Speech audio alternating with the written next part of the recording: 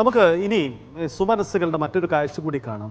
കേരളത്തിൻ്റെ മത്സ്യത്തൊഴിലാളികൾ പ്രത്യേകിച്ച് കടൽ മേഖലയിൽ അവർ നിരന്തരമായി ഇത്തരം പ്രകൃതി ദുരന്തങ്ങളെ നിരന്തരമായി അതിജീവിക്കുന്നവരാണ്, നേരിടുന്നവരാണ്, ദുരന്തങ്ങൾ കണ്ട് പരിശീലിച്ചവരാണ്. അവരും ഈ വയനാടിൻ്റെ വേദനയിൽ പങ്കുചേരുകയാണ്.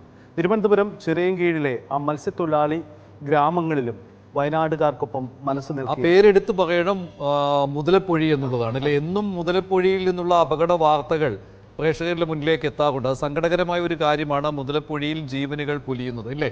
അവിടെ നിന്നുള്ള മത്സ്യത്തൊഴിലാളികൾ അവരും ഇത്തരമൊരു ഉദ്യമത്തിൽ പങ്കാളികളാകാൻ ആഗ്രഹിക്കുന്നവരാണ്. ആ വാർത്തയിൽ തിരുവനന്തപുരം മുതലപ്പൊഴി ഈ പേര് കേൾക്കുമ്പോൾ തന്നെ മനസ്സിലേക്ക് എത്തുന്നത് ദുരന്തത്തിൻ്റെ ഓർമ്മകൾ കൂടിയാണ്. കഴിഞ്ഞ 10 വർഷത്തിനിടെ ഏതാണ്ട് 80ഓളം മത്സ്യത്തൊഴിലാളികളാണ് ഇവിടെ മരിച്ചത്. ആർത്ത് അലച്ചെത്തുന്ന തിരമാലകളാണ് ഇവിടെ മത്സ്യബന്ധന വള്ളങ്ങളെ അപകടത്തിൽപ്പെടുത്തുന്നതെങ്കിൽ ഇടിഞ്ഞിറങ്ങിയ മലയാണ് വയനാട്ടിൽ ജീവനുകൾ കവർന്നത്. മുതലപ്പൊഴിയും മുണ്ടക്കൈയും തമ്മിൽ എന്തെങ്കിലും ബന്ധമുണ്ടോ? ഉണ്ട്. സ്നേഹത്തിൻ്റെ ബന്ധമാണ് നമ്മൾ പറയുന്നത്. ഇപ്പോഴുള്ളത് മുതലപ്പൊഴിയിലാണ്. പ്രജാപതി എന്ന ബോട്ടിൽ പണിയെടുക്കുന്ന ആളാണ് ജിബിൻ. ജിബിനും ഒപ്പമുള്ളവരും ചേർന്ന് മുഖ്യമന്ത്രിയുടെ ദുരിതാശ്വാസ നിധിയിലേക്ക് 50,000 രൂപയാണ് നൽകിയിട്ടുള്ളത്. ഈ വയനാടിൻ്റെ ഒരു വേദന ഇങ്ങനെ വരുമ്പോൾ എപ്പോഴാണ് ചിന്തിച്ചത് ഇങ്ങനെ ഒരു സഹായം ചെയ്യാമെന്ന്? അതിപ്പോൾ എങ്ങനെയാണ് ചിന്തിച്ചതെന്ന് ചോദിച്ചാൽ, നമ്മളെ മുതലപ്പൊഴിയിലും ഇതുപോലെ ഞങ്ങളുടെ സഹോദരങ്ങൾ മരണമടയാറുണ്ട്. അപ്പോഴും ഞങ്ങളും മത്സ്യത്തൊഴിലാളികൾ പൊതുവെ സമരത്തിനും കാര്യങ്ങൾക്കും ഇറങ്ങി തിരിച്ചാലും ആരും ഞങ്ങളെ മൈൻഡാക്കാറില്ല. എങ്കിലും അത് ഇവിടെ ഞങ്ങൾ വിഷയമാക്കുന്നില്ല. ഞങ്ങളുടെ അതേ ദുഃഖം തന്നെയാണ് അവർക്കും ഉള്ളത്. അപ്പോൾ അവരെ ഒരു കൈ സഹായിക്കണമെന്ന് മത്സ്യത്തൊഴിലാളികളായ ഞങ്ങൾ 45 ആളും കൂടി ഇങ്ങനെ തീരുമാനിച്ചു. ഒരു ദിവസം ജോലിയെടുക്കുന്ന കാശ് അവർക്ക് സഹായിക്കണമെന്ന് കരുതി അങ്ങനെ ഞങ്ങൾ തൊഴിലിന് പോയി. കിട്ടിയ കാശാണ് ഞങ്ങൾ മുഖ്യമന്ത്രിക്ക് ധനസഹായത്തിൽ കൊടുത്തത്. മലയോര മേഖലയുടെ കണ്ണുനീർ അത് തീരദേശം ഏറ്റെടുക്കുന്ന ഒരു സാഹചര്യമാണ്. നമുക്ക് അറിയാം നമ്മുടെ ജനത എത്രമാത്രം ആ ഹൃദയബന്ധം ആഴ്ന്നു നിൽക്കുന്നു എന്നതിൻ്റെ ഒരു ഉദാഹരണം കൂടിയാണ് ഇങ്ങനെ ഒരു സഹായഹസ്തം. നമ്മൾ നേരത്തെ പറഞ്ഞതുപോലെ രാവിലെ പണിക്ക് പോകുന്ന ആളുകളാണ്. എന്തെങ്കിലും രോഗബാധയോ അല്ലെങ്കിൽ വാർദ്ധക്യമോ കൊണ്ട് ജീവൻ നഷ്ടപ്പെട്ടു പോകുന്നതല്ല. രാവിലെ പോകുന്നവർ തിരികെ എത്തുന്നത് മൃതദേഹമായാണ് പലപ്പോഴും വീടുകളിലേക്ക് എത്തുന്നത്. നമ്മൾ തന്നെ പലകുറി റിപ്പോർട്ട് ചെയ്തിട്ടുള്ളതാണ്. വയനാട്ടിലും നമ്മൾ അങ്ങനെ ഒരു നമ്മുടെ പ്രിയപ്പെട്ടവർ അവരുടെ ജീവൻ നഷ്ടപ്പെടുന്നത് അത്ര തന്നെ വേദനയോടുകൂടിയാണ് നമ്മളെല്ലാവരും കാണുന്നത്. നിങ്ങളുടെ ഇവിടുത്തെ ഒരു സാഹചര്യം അതേക്കുറിച്ച് പല ഘട്ടങ്ങളിൽ സമരം ചെയ്തു എന്ന് പറഞ്ഞു. അത് വളരെ പെട്ടെന്ന് മാറും എന്ന് വിചാരിക്കുന്നുണ്ടോ? ഇല്ല, അത് ആരും ഇതുവരെയും ഒരു ഊർജ്ജത ആരും കാണിച്ചിട്ടില്ല. കാരണം ഇപ്പോൾ 6 പേരടങ്ങുന്നതോ 7 പേരടങ്ങുന്നതോ ഒരു ബോട്ടിൽ ഞങ്ങൾ 6 പേര് കൂടി ഇങ്ങനെ പോയിട്ട് ഒരു തിരമാലയിൽ പെട്ട് അത് തിരമാല എന്നിട്ട് ഞങ്ങൾ ഈ പോസ്റ്റിലൊക്കെ പലരും കമന്റ് ഇടാറുണ്ട്. അത് ഈ മത്സ്യത്തൊഴിലാളികൾ അല്ലാത്തവർ തന്നെ കമന്റ് ഇടാറുണ്ട്. മുന്നറിയിപ്പ് ഉണ്ടായിട്ട് പോലും നമ്മൾ അതിനെ അവഗണിച്ചാണ് പോകുന്നതെന്ന്. ശരിക്കും മത്സ്യത്തൊഴിലാളി മത്സ്യബന്ധനം ചെയ്ത് തന്നെയാണ് ഞങ്ങൾ കുടുംബം കഴിയുന്നതും ഇതുപോലെ മറ്റുള്ളവരെ സഹായിക്കുന്നത്. ഇതില് അശാസ്ത്രീയമായ നിർമ്മാണം കാരണമാണ് ഞങ്ങളുടെ ഈ എൻട്രിയാണ് ഞങ്ങളുടെ പ്രശ്നം. അല്ലാതെ ഉൾക്കടലിൽ പോയി ഒരു കാലാവസ്ഥ അനുകൂലമല്ലാതെ ഞങ്ങൾ ആരും മരിക്കുന്നില്ല.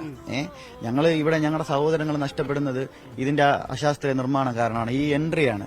ഞങ്ങൾ ഇത് കഴിഞ്ഞ് അപ്പുറത്ത് പോയാലും ഞങ്ങളെ കുടുംബം പോറ്റാനുള്ളതും കൊണ്ട് ഇത് തിരിച്ചിതിനകത്തോട്ട് വരണം. ഈ അങ്ങോട്ടും ഇങ്ങോട്ടും പോകുന്ന എൻട്രിയിൽ ഞങ്ങൾ ജീവൻ പണയം വെച്ചിട്ടാണ് പോകുന്നത്. ഞങ്ങൾക്ക് വേറെ ഇതില്ല. കാരണം പണ്ട് ഈ മുതലപ്പൊഴി ഹാർബർ വരുന്നതിന് മുമ്പ് ഞങ്ങൾക്ക് തീരമുണ്ടായിരുന്നു. ഈ തീരം നഷ്ടപ്പെട്ടതിന്റെ ബേസിലാണ് താഴമ്പള്ളി, പൂത്ര, അഞ്ചുതെങ്ങ് ഭാഗത്ത് ഇതുവഴി ഇതിനെ ഇപ്പൊ ആശ്രയിക്കേണ്ടി വന്നത്. ഇതിനെ ആശ്രയിക്കാൻ തുടങ്ങിയ അന്ന് മുതൽ എല്ലാ വർഷവും 25-30 സഹോദരങ്ങളെ ഞങ്ങളത് നഷ്ടപ്പെട്ടുകൊണ്ടിരിക്കുകയാണ്. ഇതുവരെ ആരും തിരിഞ്ഞു നോക്കിയാൽ. ഒരുപക്ഷെ ഈ വയനാട്ടിലെ ഈ ദുരന്തത്തിന്റെ ആഴവും വേദനയും അത് ഒരുപക്ഷെ ഏറ്റവും കൂടുതൽ ഹൃദയത്തിൽ തട്ടുന്നത് നിങ്ങൾക്ക് തന്നെയായിരിക്കും. കാരണം സമാനമായ രീതിയിൽ ആളുകളെ അല്ലെങ്കിൽ ബന്ധുക്കളെ പെട്ടെന്ന് നഷ്ടപ്പെട്ടു പോകുന്ന സാഹചര്യത്തിലൂടെ കടന്നു പോകുന്ന ഒരു അവസ്ഥയുണ്ട്. തീർച്ചയായും നിങ്ങൾ ഒരു ദുരന്തം ഉണ്ടാവുമ്പോൾ അവിടെ ധനസഹായമായിട്ടോ അല്ലെങ്കിൽ സഹായമായിട്ടോ ഇതുപോലെ ഒരുപാട് സെലിബ്രിറ്റീസ് ഒക്കെ വരാറുണ്ട് ആണല്ലോ. പ്രളയം വന്നപ്പോഴും മത്സ്യത്തൊഴിലാളിയാണ് വന്നത്. കേരളത്തിന്റെ സൈന്യം എന്ന് നമ്മുടെ മുഖ്യമന്ത്രിയോട് പറഞ്ഞതാണ്. ഇന്നും ഒരു പ്രതിഫലം പോലും പേടിക്കാതെ അവരവരുടെ തൊഴിൽ മേഖലയായിട്ട് വന്ന് ഒരു ഇതുണ്ടാക്കിയതും മത്സ്യത്തൊഴിലാളി തന്നെയാണ്. ഇപ്പോഴും എന്ത് അപകടം വന്നാലും മത്സ്യത്തൊഴിലാളികളെ ക്ഷണിച്ചാൽ അവർ 2 കൈയോടെയും വരും. അതാണ് മത്സ്യത്തൊഴിലാളികൾ. കാരണം എന്ന് വെച്ച് കഴിഞ്ഞാൽ കടലില് മത്സ്യത്തൊഴിലാളികൾ അങ്ങനെയാണ്. പരസ്പരം സഹായിച്ചാൽ മാത്രമേ ഞങ്ങൾക്ക് ജീവിക്കാൻ ഒക്കത്തുള്ളൂ. ഈ വള്ളത്തില് അതിഥി തൊഴിലാളികളും ഉണ്ടായിരിക്കുമല്ലോ, അവരുടെ ഈ ഒരു ദിവസത്തെ ശമ്പളം കൂടി എടുത്തു എങ്ങനെയാണ് അത്? അവരുടെയും കൂടെ ആയിട്ടാണ്. ഈ 5 പേര് അതിഥി തൊഴിലാളികളാണ്. ഞങ്ങൾ 45 പേരാണ് ഈ ബോട്ടിൽ പണിയെടുക്കുന്നത്. ഞങ്ങൾ 45 പേരുടെയും ഒരു ദിവസത്തെ വേതനമാണത്.